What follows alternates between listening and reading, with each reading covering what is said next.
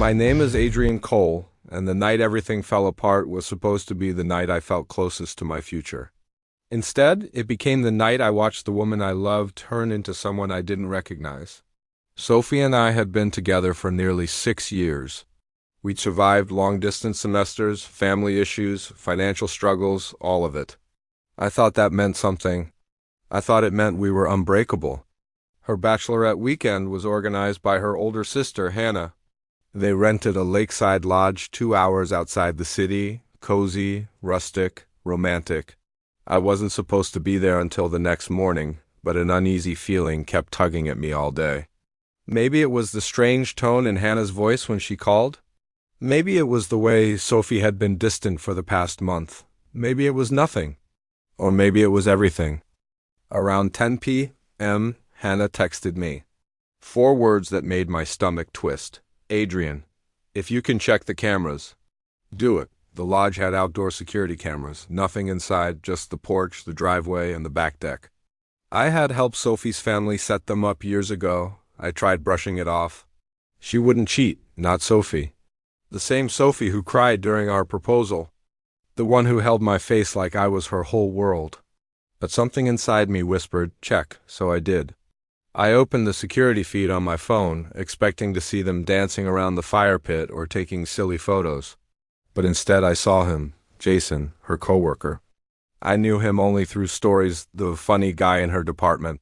The guy she got along with so well, the guy who just understood her humor. He wasn't supposed to be there. He stood with her on the back deck, way too close. Sophie laughed. The laugh she used when she was nervous, not when she was happy. He touched her arm. She didn't pull away. My chest tightened. I watched, breath stuck in my throat, as Jason leaned in slightly, just enough to test the boundary. And Sophie, my fiancée, didn't step back. Instead, she tilted toward him. Then it happened. A kiss, slow, intentional, mutual. For a moment, I forgot how to breathe. Everything around me, the room, the noise, the air, just disappeared.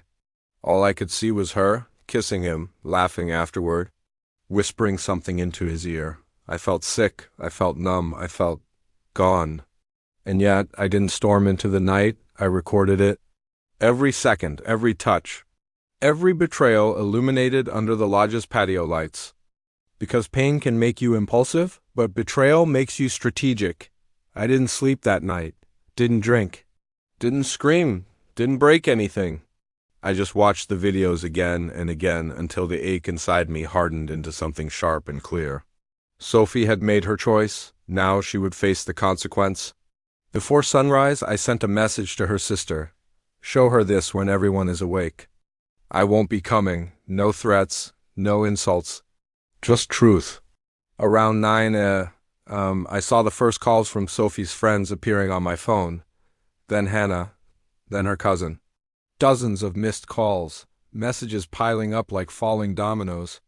But I ignored them. A few minutes later, a new message appeared, a video from Hannah. I tapped it. Sophie stood in the middle of the living room, wearing her robe, hair messy, mascara smeared. Her hands shook as she held her phone. Her friends surrounded her in stunned silence. Some glared. Some covered their mouths. Some whispered. The video from the night before played on the TV behind her. The kiss, the whispers, the way she touched him back, her face crumpled in horror. She kept saying, no, no, no, that's not what it looks like. This can't be happening. He wasn't supposed to save that. Her voice cracked on every word. Hannah turned the camera back to her own face, her eyes furious. Adrian deserved better. Then the video ended. I didn't reply. I didn't need to. Within minutes, Sophie called me. I let it ring until it stopped. Then she called again and again. And again, finally, I answered. Her voice broke instantly. Adrian, please, please, just listen. I made a mistake. I was drunk. I wasn't thinking. I didn't mean. I saw everything, I said calmly. You meant it enough to do it. She sobbed so hard she could barely speak. It was stupid, I swear. It didn't mean anything. But it meant enough to destroy us, I replied. Silence. Painful. Heavy, irreversible silence. She begged, cried, cursed at herself, but nothing changed. She wasn't talking to the same man she betrayed. She was talking to the man who finally saw the truth. By afternoon, reality had spread across the lodge. Her friends didn't defend her, her sister didn't comfort her. Even Jason had vanished from the scene, blocked her number, left early, pretended nothing happened. Cowards run fastest in daylight. Sophie called again that evening, her voice hoarse, desperate. "Can we at least talk? In person? Please. Don't leave me like this." I took a breath, steady and calm. "You left me last night," I said. "You just forgot your body stayed behind," she cried harder. "Adrian, I love you. I love you. I swear I do. Loving someone doesn't look like what I saw on that camera," I replied, her breath hitched. "You can't just throw away 5 years? You threw it away in 5 seconds? That sentence broke her. I heard it. The crack in her chest. The moment she realized the power she thought she had was gone. She whispered, almost inaudible, "I ruined everything." "Yes," I said quietly. "You did." And I ended the call. Not out of anger, but out of peace. That night I packed the last reminders of her into a small box, photos, old notes. The proposal scrapbook I once thought we'd show our kids. I placed it on my shelf, not as a memory but as closure. I didn't block her, I didn't expose her online. I didn't humiliate her publicly. Her own actions had already done that. In the days that followed, she sent long paragraphs, voicemails, apologies dripping with regret. Every message began the same way. "Please, Adrian," but I never responded. Because the truth is simple. Betrayal isn't a mistake, it's a decision. And her consequence wasn't my revenge. It was simply the natural result of her choices. For the first time in months, I slept without anxiety. Without doubt, without wondering why her smile felt different.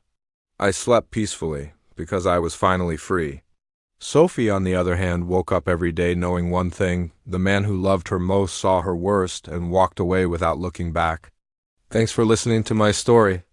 If you've ever felt the pain of betrayal, know that healing is possible and you deserve peace. Subscribe for more stories, and I'll see you in the next one.